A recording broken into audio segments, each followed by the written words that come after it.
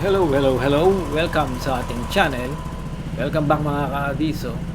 At ang pag-uusapan natin ay hindi ang mga tuyong dahon, kundi yung nasa titulo ng ating video. Pero bago ang lahat, sukatin muna natin etong hangin ng ating mga gulong. So 26 PSI ang kinarga ko dito sa harapan. So bakit 26? Pero dati sabi ko 27. Yung 27 ay yung binigay sa atin at kasama dyan sa ating motor na user's manual. Pero base dun sa manual na pwede nating i-download ay nasa 25 PSI ang kanilang recommended sa harapan. Pero dito sa likod ay 33 PSI. So ito na yung ating topic. Yan po ay etong kulay pula na switch sa may ating handlebar. Yan po ay tinatawag na killer switch. Killer talaga. O kill switch. So hindi siya killer yung engine yung pinapatay niya at hindi kung ano ba man. So ang tanong ko bakit pa, para saan ba yan? Meron naman tayong side stand switch. So kaya rin itong patayin yung makina. Bakit nga ba meron ka ng kill switch, meron kang sa may ignition switch, meron ka pang side stand switch? Overkill, di ba? Literal na triple kill. So kanya-kanyang purpose yan. At yun ang ating tatalakayin. So unahin na natin yung ignition switch, yung keyless. Obviously, siya yung pinaka-main.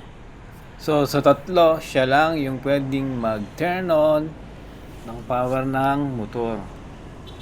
Yung purpose lang naman talaga ng dalawa patayin yung makina, kill switch. At ang pinaka-purpose ng ating side stand kill switch syempre para hindi natin maiwan na nakababa yung ating stand. Iwas disgrasya.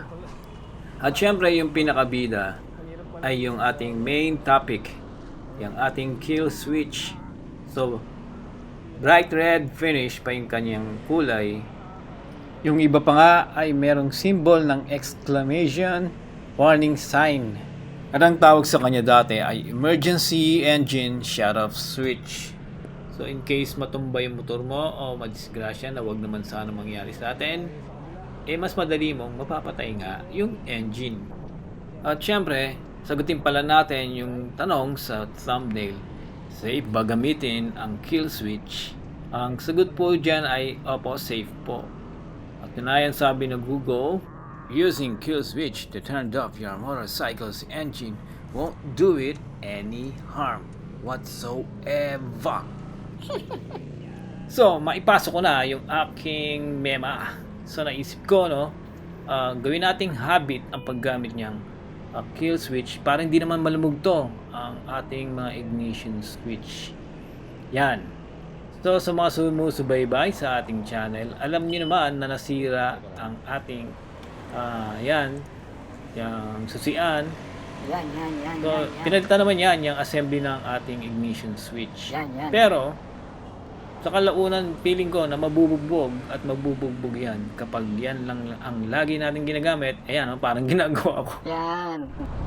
At tumungo na tayo dun sa tanong, ang ultimate question of the day.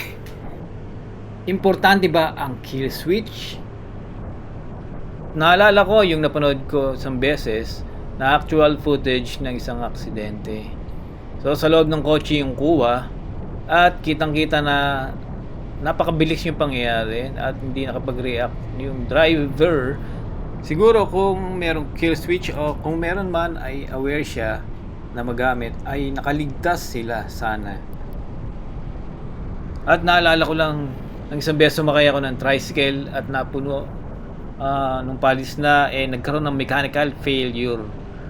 At humiyaw na lang bigla yung motor tapos nag-revolution siya mag-isa. So nataranta kaming lumabas at napatay din naman ng tricycle driver. So naisip ko lang kung sa scooter mangyayari yun, at agad-agad hahataw yung scooter at saka pabilis yun. So totoo talaga na nagkakaroon ng mechanical failure at doon napapasok ang kill switch kung sakaling meron feature ang motor mo. At naniniwala ako na mahalaga ang kill switch at ito ay makakatulong na makaiwas tayo sa posibleng disgrasya. At meron din naman sinasabi ang mga eksperto na hindi magandang epekto ng paggamit o pag ginawa nating habit ang paggamit ng ating kill switch, yun ay pag nakalimutan natin yung ignition switch naman na naka-on. So nakapatay nga yung kill switch, nakalimutan naman natin yung ignition switch ng matagal. At maaring nakalimutan na natin totally. So kung napatagal natin na nakabukas yung ating ignition switch, maaaring madiskarga yung baterya. Syempre, maaari tayong may stranded sa isang lugar, mapapagastos tayo ng malaki syempre, at syempre abala. At yun nga, kung palagi kasi nga natin gagamitin ating ignition switch, mas mabilis siyang masisira. Patay-sindi, switch off, switch on. O, di ba? So, kung paparada lang naman tayo at meron lang tayong check-in, kailangan natin patayin yung engine, gamitin na lang natin yan, kill switch. At dito po ay isang magandang halimbawa na ating practical application. So, halimbawa, kailangan ko palang mag-gloves, sumasakit na yung kamay ko. Dito ako sa side, instead na nakapatay lahat, switch off, engine at pati yung power, nakapatay nga yung engine natin, pero nakabukas yung panel. May hazard tayo para safety, at naka-headlight para kita pa rin natin at maliwanag yung nasa harapan natin. So, perfectong timing ng paggamit ng kill switch. So, nabanggit ko yung idle. Pag-i-start lang natin iba sa idling stop system. So, narinig nyo, nag-redondo pa siya. Hindi katulad sa ISS, ibigay nyo lang yung throttle, tapos saandar na siya ng tahimik. So bago matapos ang video ay sasagot muna tayo ng ilang mga katanungan. So unahin na natin yung tanong na ilang daw ba yung washer na ginamit ko doon sa lock ng ating storage box. So yun po ay 8 or M8. At tapos yung nanghihingi ng ating advice na ating kaabiso, kapag ka nalaba kayo ng malupit at sa tingin nyo ay medyo malala, dalhin nyo na po sa kasa. Tandaan nyo, meron pa naman yan warranty. So sila na bahala dyan. Huwag po tayo mag-alinlangan na dalhin sa kasa yung ating mga motor. At bago ang lahat, syempre, palambing naman po, please subscribe. Thank you.